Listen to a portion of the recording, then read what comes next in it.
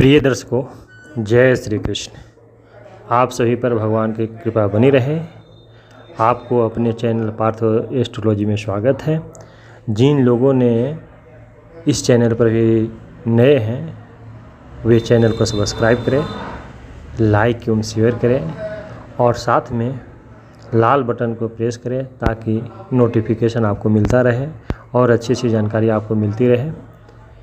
मित्रों, आज इस वीडियो के माध्यम से बतलाऊंगा वट सावित्री व्रत का महत्व, पूजन विधि एवं कथा। इस बार एक अद्भुत संयोग भी बन रहा है इस वट सावित्री व्रत के दिन, इसको भी मैं बतलाऊंगा। मित्रों, वट सावित्री व्रत ज्येष्ठ मास की अमावस्या तिथि को मनाया जाता है।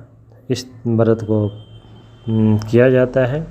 इस दिन सुहागन स्त्रियां बरगद के पेड़ की पूजा करती हैं। वट सावित्री व्रत सौभाग्य प्राप्ति के लिए एक बड़ा व्रत माना जाता है। इस व्रत से करने से स्त्रियों के सौभाग्य लंबी उम्र तक बनी रहती है।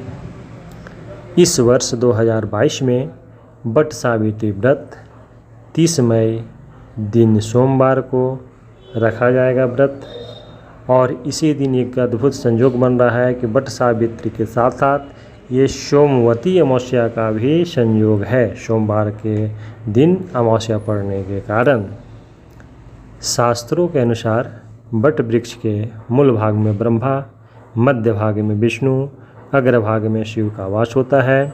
वट सावित्री के दिन विवाहित स्त्रियां अखंड सौभाग्य के प्राप्ति के लिए वट वृक्ष की पूजा करती हैं। प्रिय मित्रों, वट सावित्री व्रत के दिन व्रती लोग स्नान आदि से निवृत्त होकर के स्वच्छ वस्त्र धारण कर ले। इसके बाद वट सावित्री व्रत और पूजा के लिए संकल्प करें। जल से वट वृक्ष को स्नान करावें। माता सावित्री और सत्यवान के पूजन करें। कच्चा धागा या मोली वट वृक्ष के चारों ओर लपेटना चाहिए। वट वृक्ष का 108 बार परिक्रमा करनी चाहिए।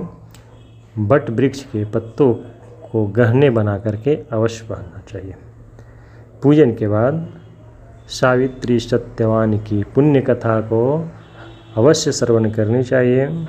पूजा के समापन के बाद अन्न, वस्त्र एवं द्रव्य ब्राह्मणों को दान देना चाहिए। तो प्रिय दर्शकों, वट वृक्ष के नीचे जब कथा सुननी है तो उस कथा को मैं आपके सामने रखता हूँ, उसको सुनाता हूँ। कृपया वीडियो को अंत तक देखिएगा। प्रिय मित्रों, वट सावित्री व्रत कथा इस प्रकार है। सावित्री मध्य देश के राजा अश्वपति की पुत्री थी। विवाह योग जब सावित्री हो गई तब सावित्री के लिए योग वर की तलाश की चर्चा हुई। सावित्री को वर खोजने के लिए कहा गया। उनके पिता पूछे कि तुम किसी और से शादी करना चाहती हो तो बतलाओ। उसने जब सावित्री ने यह बात सुनी तो उसने धुमतसेन के पुत्र सत्यवान का जिक्र की।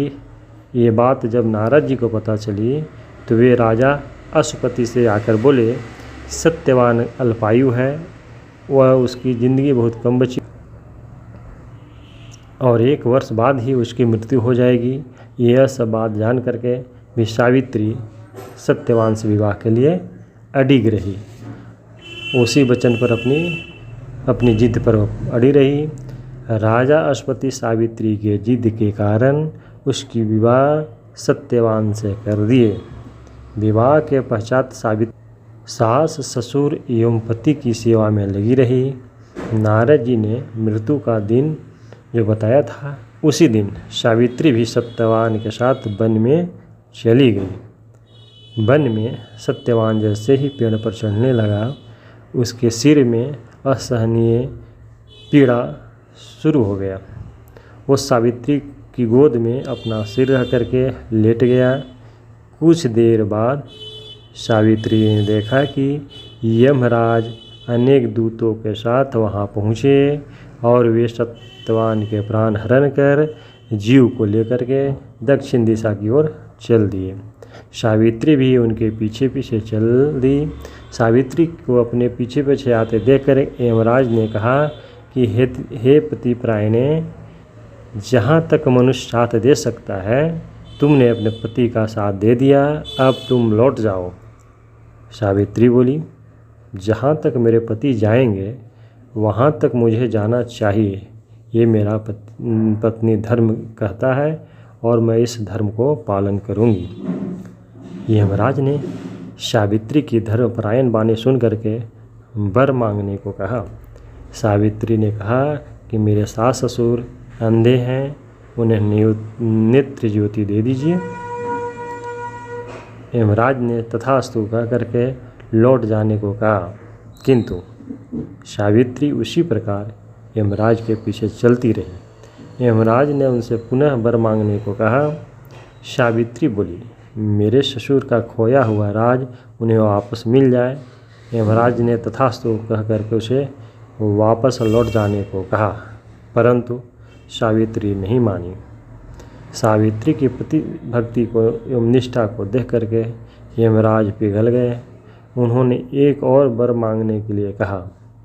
तब सावित्री ने वर मांगा, मैं सत्यवान के पुत्रों की माँ बनना चाहती हूँ, कृपया करके यह वरदान आप मुझे दें। सावित्री की पति भक्ति से प्रसन्न होकर के इस अंतिम वरदान को देते हुए यमराज ने सत्यवान को पास से मुक्त कर दिया और अदृश्य हो गए।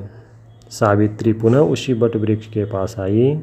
बट वृक्ष के नीचे पड़े सत्यवान के मृत शरीर से जीव का संचार हुआ और वह उठ करके बैठ गया। सत्यवान के माता पिता की आंखें ठीक हो गई और उनका खोया हुआ राज वापस मिल गया। मित्रों, बट सावित्री व्रत कथा में बस आज इतना ही। राधे राधे, जय श्री।